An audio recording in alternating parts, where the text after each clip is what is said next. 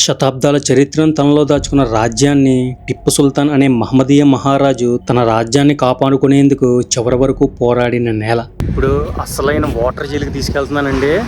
ఈ జైల్లోనే బ్రిటిషర్స్ని టిప్పు సుల్తాన్ వేసి మామూలుగా చిత్రహింసలు చేయలేదు. Water jail rocket launching technology ద్వారా బ్రిటిష్ వారిని ముప్పు తిప్పులు పెట్టిన టిప్పు సుల్తాన్ సైనిక ఆయుధాలను చూసినప్పుడు అప్పటి యుద్ధ గర్జనలు కళ్ళ ముందు కదులుతున్నట్లు అనిపిస్తుంది.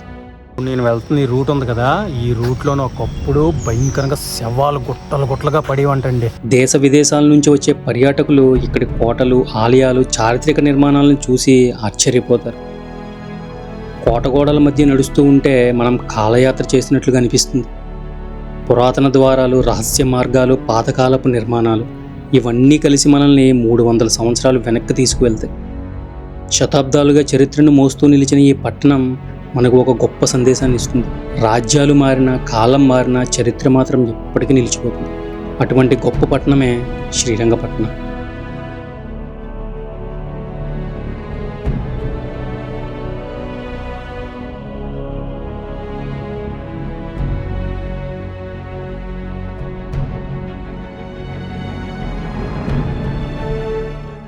హాయ్ ఫ్రెండ్స్, ఈ వీడియోలో మీకు శ్రీరంగపట్నం చరిత్రని కళ్ళకు కట్టినట్లు చూపించబోతున్నాను. ఒక్క సెకండ్ కూడా మిస్ చేయకుండా చూడండి, చాలా ఇంట్రెస్టింగ్గా ఉంటుంది. అలాగే ఫస్ట్ టైం నా ఛానల్కి వచ్చినట్లయితే సబ్స్క్రైబ్ చేయకుండా మాత్రం అస్సలు వెళ్ళొద్దు. ఇక వీడియోలోకి వెళ్ళిపోదాం.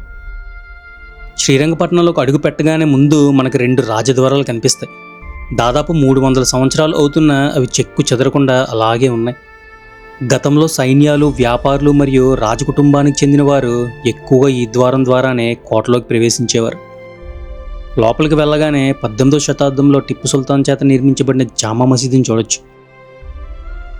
ఈ మసీదు 2 ఎత్తైన మినార్లతో పైభాగంలో అరబిక్ భాషలో ఖురాన్ శ్లోకాలతో చెక్కబడి ఉంటుంది. ఇప్పుడు అసలైన వాటర్ జైలుకి తీసుకెళ్తున్నానండి. ఈ జైల్లోనే బ్రిటిషర్స్ని టిప్పు సుల్తాన్ వేసి మామూలుగా చిత్రహింసలు చేయలేదు. వాటర్ జైలు ఎక్సలెంట్, ఎలాగుందో అలాగే ఉంది. లోపలికి వెళ్ళిన చూపిస్తాను, సూపర్ ఉంటుంది చూడండి. శ్రీరంగపట్నం కోటలోని అత్యంత భయంకరమైన ప్రదేశాల్లో ఒకటి ఈ వాటర్ జైలు. ఇది నేల కింద నిర్మించిన ఒక under ground jail. Tipu Sultan కాలంలో యుద్ధంలో పట్టుబడిన శత్రు సైనికులను ఇక్కడే బంధించేవారు. ఈ జైలుకు కొలనీల్ బెయిలీ అనే బ్రిటిష్ అధికారి పేరు కూడా ఉంది. ఎందుకంటే అతను యుద్ధంలో పట్టుబడి కొంతకాలం ఇక్కడ ఖైదీగా ఉండడం చరిత్ర చెబుతుంది.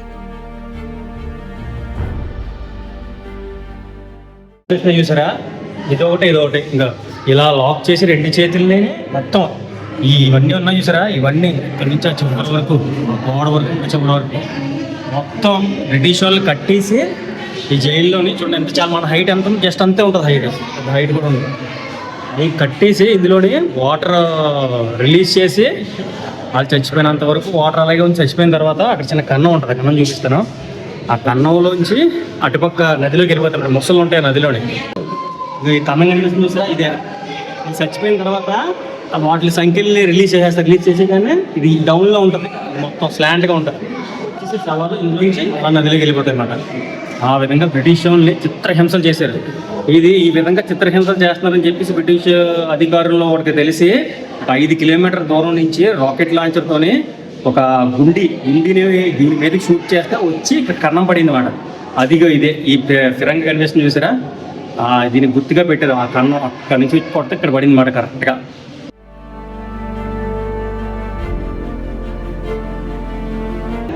బ్రిటిషర్స్కి బాగా ఎగైనెస్ట్. ఇదిగో ఇది జైలు అండి. కిందన అండర్ గ్రౌండ్లో ఉంది కదా, అది ఆ పైనుంచి కిందకి దిగాం కదా.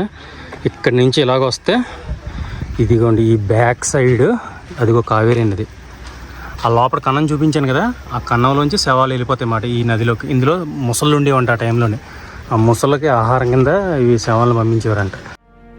ఈ గోడ సపరేటుగా ద్వారంలాగా రాళ్ళు పెట్టినట్టు కనిపిస్తుంది కదా. టిప్పు సుల్తాన్ ఏనుగు ద్వారా ఈ ద్వారం గుండానే వచ్చి ఖైదీలను చూసేవాడంట. జైలు మాత్రం బ్రిటిష్ వాళ్ళకి ఒక నైట్ మేర్ అండి. అలాగే టిప్పు సుల్తాన్ కూడా మామూలు చిత్రహింసలు చేయలేదు. చూశారు కదా, మొత్తం ఇదంతా శ్రీరంగపట్నం సామ్రాజ్యం 200 సంవత్సరాల క్రితం.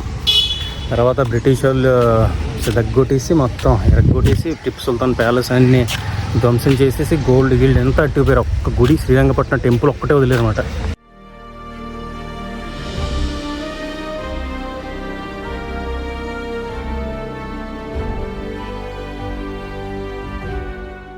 ఈ ఓబిలిస్క్ అన్నది 1799 చివరి మైసూర్ యుద్ధంలోనే టిప్పు సుల్తాన్ చచ్చిపోయాడు కదా, అలాగే చాలామంది బ్రిటిష్ సైనికులు కూడా చచ్చిపోయారు. వాళ్ళు చనిపోయారు కదా, వాళ్ళ వీరత్వానికి స్మారకంగా ఈ స్మారక స్తూపాన్ని నిర్మించారు అన్నమాట. వెనకాల కనిపిస్తుంది చూసారా, అదే స్మారక స్తూపం. ఎండ్ అయిపోయిందన్నమాట 1799లో లాస్ట్ మైసూర్ యుద్ధం. మామూలు టిప్పు సుల్తాన్ అప్పుడులో బ్రిటిష్ వాళ్ళకి మాత్రం ఒక నైట్ మేర్ కదా, టిప్పు సుల్తాన్ చచ్చిపోయిన ఒక వీరుడు మాట వాళ్ళ దృష్టిలో. మామూలుగా కాదండి బాబు, భయంకరంగా ఒక 10-15 సంవత్సరాలు నరకం చూపించేశాడు బ్రిటిష్ వాళ్ళకి. అస్సలు కోటలోకి అడుగు పెట్టడమే ఇంపాసిబుల్. అలాంటి పటిష్టమైన కోట ఇది శ్రీరంగపట్నం అన్నది. చుట్టూ కోట కూడా ఉంటుంది. శ్రీరంగపట్నం కోటలో అత్యంత చారిత్రాత్మక ప్రదేశాల్లో ఒకటి ఈ వాటర్ గేట్. ఇదిగో ఇక్కడ చూస్తున్నారా, ఇది ఫస్ట్ గేట్ మాట. ఇది ఒక గేటు, ఇది దాటిన తర్వాత మళ్ళీ ఇక్కడ ఒక గేటు, ఇది దాటిన తర్వాత ఇది థర్డ్ గేట్. ఇది అవన్నీ ధ్వంసం చేస్తారు ఆ టైంలో వచ్చి. ఇలాగెళ్ళి వాటర్ గేట్ నుంచి ఆ 3 తలుపులు దాటుకొని వచ్చి ఇలా వెళ్ళి ఇలా వెళ్తే శ్రీరంగపట్నం, అదే శ్రీరంగనాథన్ టెంపుల్ ఉంది కదా, ఆ ఆపోజిట్లోనే టిప్పు సుల్తాన్ ప్యాలెస్ ఉంటుంది. అక్కడికి రహస్య మార్గం. అక్కడ అన్ని చోట్ల చెప్పడం వల్ల అక్కడికి వెళ్ళి ఈ రూట్లోనే బ్రిటిష్ వాళ్ళు వెళ్ళి టిప్పు సుల్తాన్ కోట వరకు చేరుకున్నారు. చేరుకున్న తర్వాత ఇంకా యుద్ధం మామూలు యుద్ధం కాదు ఆ టైంలో జరిగింది. నేను వెళ్తున్న ఈ రూట్ ఉంది కదా, ఈ రూట్లోనే ఒకప్పుడు భయంకరంగా శవాలు గుట్టలుగా పడేవంటండి. ఎందుకంటే ఈ రహస్య ద్వారం నుంచి వచ్చి ఈ రూట్లో సైనికులు ఉండేవారు. వీళ్ళందరిని చంపుకుంటూనే వెళ్ళారన్నమాట వాళ్ళు బ్రిటిష్ వాళ్ళు. మీరు చూస్తున్నదే టిప్పు సుల్తాన్ ప్యాలెస్. 1799లో జరిగిన యుద్ధంలో టిప్పు సుల్తాన్ చనిపోయిన తర్వాత బ్రిటిష్ వారు ఈ ప్యాలెస్ని అంతా కొల్లగొట్టి బంగారాన్ని అంతా దోచుకొని కోటని నామరూపాలు లేకుండా చేశారు. టిప్పు సుల్తాన్ 1799లో 4వ మైసూర్ యుద్ధంలో బ్రిటిష్ వారితో పోరాడుతూ చివరి శ్వాస విడిచిన ప్రదేశం ఇదే. వాటర్ గేట్ దగ్గరలోనే ఉంటుంది ఈ ప్రదేశం. ఆ చనిపోయిన ప్రదేశంలోనే అప్పటి బ్రిటిష్ అధికారి ఈ స్మారకాన్ని నిర్మించాడు.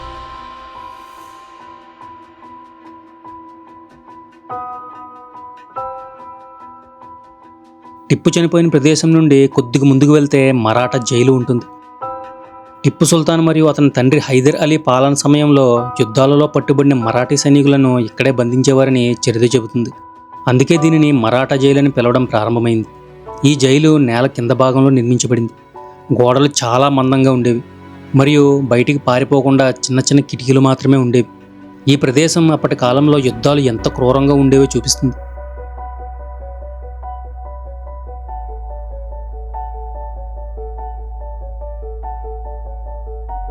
ఇప్పుడు కనిపిస్తున్న శ్రీరంగపట్నం ఒక చిన్న ఊరుగా కనిపించిన శతాబ్దాల చరిత్రను, యుద్ధాలను, రాజ్యాల ఉద్దాన పతనాలను తన గోడల్లో దాచుకున్న ఒక జీవంతమైన చరిత్ర పుస్తకం. నాకు చరిత్ర అంటే చాలా ఆసక్తి. అందుకే ఇక్కడ ఉన్నన్ని సంవత్సరాలు చరిత్రను తలుచుకునే రోజే లేదు. శ్రీరంగపట్నంలో ఉన్న అత్యంత అందమైన చారిత్రాత్మక ప్రదేశాల్లో ఒకటి దరియా దౌలత్ బాగ్. ఇది టిప్పు సుల్తాన్ వేసవకాలంలో నివసించేందుకు నిర్మించిన ప్యాలెస్. చుట్టూ పెద్ద తోటలో ఉండడం వల్ల దీన్ని దౌలత్ బాగ్ అని పిలుస్తారు. ఇప్పుడు ఇది ఒక మ్యూజియంలా మారింది. తాజ్మహల్ దగ్గర ఎలా ఉంటుందో సేమ్ అదే విధంగా ఉంటుంది. మొత్తం గార్డెనింగ్ అది చాలా బాగా మెయింటైన్ చేస్తున్నారు. ఆర్కియలాజికల్ సైట్ కదా, చాలా రిస్ట్రిక్షన్స్ అండి. ఇక్కడికి రావడం ఒకటంటే ఇందులోకి ఎంటర్ అవ్వడం టికెట్ ఆర్కియలాజికల్ సైట్లోకి వెళ్ళి బుక్ చేయడం ఒక పెద్ద యుగం అండి బాబు. ఇప్పుడు కొంచెం 10 సార్లు వచ్చి ఉంటాను ఇక్కడికి జాబ్ చేసినప్పుడు. ఎప్పుడు వచ్చినా టికెట్ బుక్ చేయడం మాత్రం చాలా టఫ్ అనిపించింది. ఈ భవనం 1784లో నిర్మించబడింది. పూర్తిగా టేక్ చెక్తో నిర్మించబడిన ప్యాలెస్ గోడలపై టిప్పు సుల్తాన్ యుద్ధాలు, రాజసభ దృశ్యాలు మరియు ఆ కాలం జీవన విధానాన్ని చూపించే అద్భుతమైన చిత్రాలు ఉన్నాయి. టిప్పు సుల్తాన్ కాలానికి సంబంధించిన ఆయుధాలు, చిత్రాలు మరియు చారిత్రాత్మక వస్తువులు ఇక్కడే ప్రదర్శిస్తున్నారు.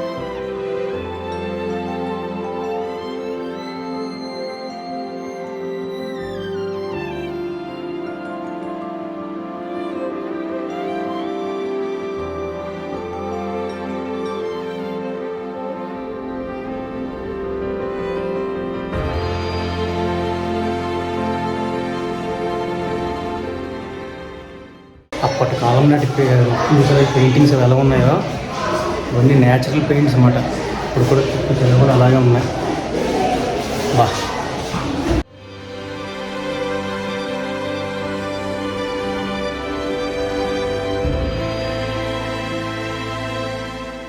ఇటువంటి ప్యాలెస్లో మనోడికి చాలా ఉన్నాయండి ఈ టిప్పు సుల్తాన్ సామ్రాజ్యంలో.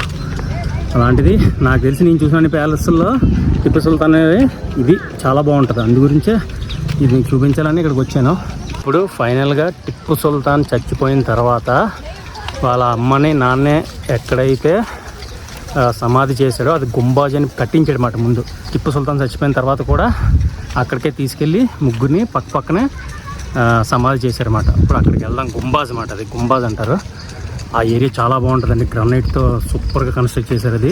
అక్కడికి వెళ్దాం. ఇప్పుడు మీరు చూస్తున్నదే గుంబాజ్. టిప్పు సుల్తాన్, అతని తండ్రి హైదర్ అలీ మరియు తల్లి ఫాతిమా బేగం సమాధులు ఉన్న ప్రదేశం. ఈ గుంబాజ్ నిర్మాణం ఇండో ఇస్లామిక్ ఆర్కిటెక్చర్కు ఒక అద్భుతమైన ఉదాహరణ. నల్లటి గ్రానైట్ స్తంభాలపై నిలబడి ఉన్న ఈ నిర్మాణం పైభాగంలో పెద్ద తెల్లటి గుంబాజ్ ఉంటుంది. ఇదిగోండి ఫైనల్గా టిప్పు సుల్తాన్. ఇక్కడ టైగర్ ఉంది కదా, ఇదే టిప్పు సుల్తాన్ సమాధి మాట. ఇది మొత్తం 230 సంవత్సరాల నాటి పెయింటింగ్ అంట.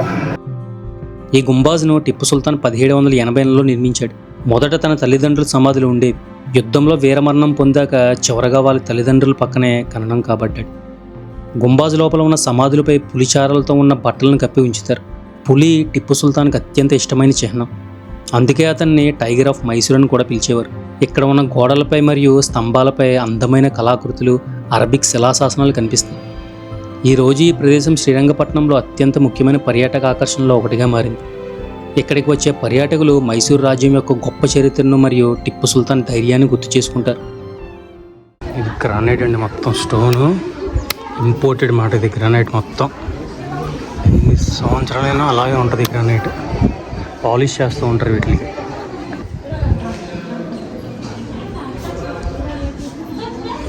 ఇవాళ చుట్టాల సమాధులు మాట ఇవన్నీ.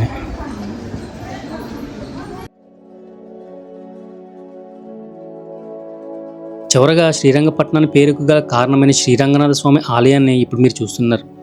ఈ ఆలయాన్ని 9వ శతాబ్దంలో తిరుమల్లై అనే గంగ వంశానికి చెందిన రాజు నిర్మించాడని చారిత్రక ఆధారాలు సూచిస్తున్నాయి.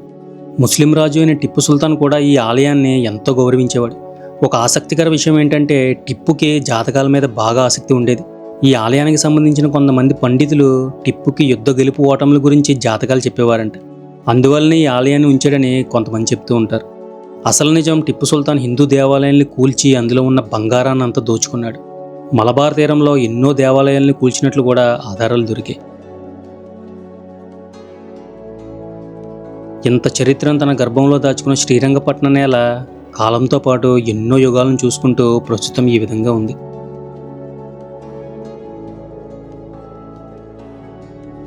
శ్రీరంగపట్నం భౌగోళికంగా సాధారణ పట్టణాల్లో కాకుండా ఒక దీవి వంటి నిర్మాణంలా ఉంటుంది. దీనికి రెండు వైపులా ప్రవహించే కావేరీ నది చుట్టుముట్టి ఉంటుంది. అందుకే పాతకాలంలో ఇది సహజ రక్షణతో కూడిన కోట నగరంగా మారింది. ఇది గమనించిన హైదర్ అలీ మరియు అతని కుమారుడు టిప్పు సుల్తాన్ ఈ ప్రదేశాన్ని తమ రాజధానిగా ఎంచుకున్నారు. వారు కోట గోడలను మరింత బలంగా నిర్మించి నగరాన్ని సైనికంగా బలపరిచారు. 1799లో జరిగిన సీజ్ ఆఫ్ శ్రీరంగపట్నం సమయంలో కూడా ఈ భౌగోళిక నిర్మాణం యుద్ధంలో కీలక పాత్ర పోషించింది. బ్రిటిష్ సైన్యం కోటను చుట్టుముట్టేందుకు చాలా వ్యూహాలు ఉపయోగించాల్సి వచ్చింది. చివరగా శ్రీరంగపట్నానికి 5 కిలోమీటర్ల దూరంలో ఉన్న పక్షిధామకి వెళ్తున్నాను. ఇది కావేరీ నది మధ్యలో ఉన్న చిన్న చిన్న దీవులతో ఏర్పడిన పక్షుల స్వర్గధామం. ఈ ప్రదేశాన్ని 1940లలో ప్రసిద్ధ పక్షి శాస్త్రవేత్త సలీం అలీ గుర్తించి దీనిని పక్షుల సంరక్షణ ప్రాంతంగా ప్రకటించాలని సూచించాడు. ఈ రంగనాథ తిట్టు బర్డ్ శాంక్చురీలో ఏంటంటే అండి, మనం కొల్లేరు సరస్సులోని ఏలూరు దగ్గర కొల్లేరు సరస్సులో చూసారా బర్డ్స్, సేమ్ అటువంటి బర్డ్సే ఇక్కడికి సేమ్ ఈ టైంలోనే గుడ్లు పెట్టడానికి వస్తాయన్నమాట. భలే ఉంటుందండి, చాలా బాగుంటుంది. మొత్తం ఒక ఫారెస్ట్ లాగా ఉంటుంది. మొత్తం చూడండి, బ్యాక్ సైడ్ అంతా ఫారెస్టే. చుట్టూ మంచి మంచి సరస్సులు, అటు నది అన్నీ కలిపి మధ్యలో ఉంటుంది. మొత్తం ఫారెస్ట్ డిపార్ట్మెంట్ అండర్లో ఉంటుంది. ఇది మెయింటైన్ చేస్తుంది కూడా ఫారెస్ట్ డిపార్ట్మెంటే.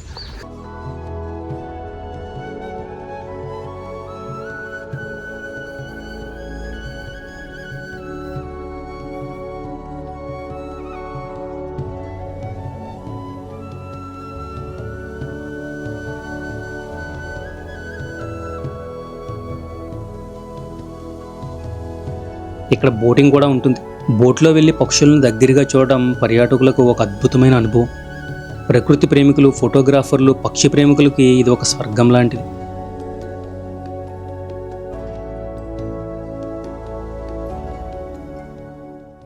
నుంచి వెనకదలంతా ఇంక బంచిక్కల ఏరియా మామూలుగా లేదు.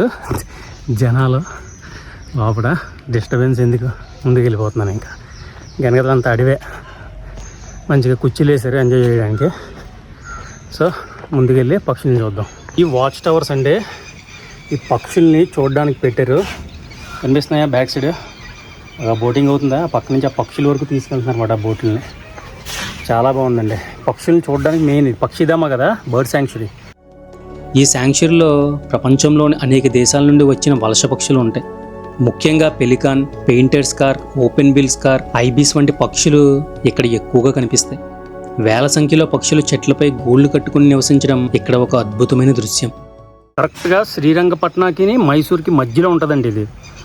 శ్రీరంగపట్నం నుంచి ఒక 5 కిలోమీటర్స్ వస్తుంది, మైసూర్ నుంచి ఒక 7-8 కిలోమీటర్స్ వస్తుంది అంతే. మెయిన్ గేట్ నుంచి వస్తే మంచిగా ఇందులో మంచి టూరిస్ట్ స్పాట్. ఎందుకంటే ఈ పక్షులను అట్లా ఎంత దగ్గర నుంచి చూడొచ్చు. బోట్ రైడింగ్ అవన్నీ చేసుకోవచ్చు. ఇందులో చాలా బాగుంటుంది. ఈ లేక్లో మొత్తం ఫారెస్ట్లో ఉంటుంది అన్నమాట ఈ లేక్. అదే హైలైట్ ఇక్కడ. కొండల నుంచి పైన పడిన వాటర్ మొత్తం ఇది ఈ విధంగా వెళ్ళి ఈ గ్లాస్ బ్రిడ్జ్ కింద నుంచి వెళ్ళి అలాగా ఆ సరస్సులో కలుస్తుంది అన్నమాట. ఇది ఒక యాడ్ ఆన్ సరస్సుకి వాటర్. ఎలా ఉందండి వీడియో? నచ్చితే లైక్, సబ్స్క్రైబ్ చేయకుండా మాత్రం అస్సలు వెళ్ళొద్దు. నెక్స్ట్ వీడియోలో కలుద్దాం. Thanks for watching.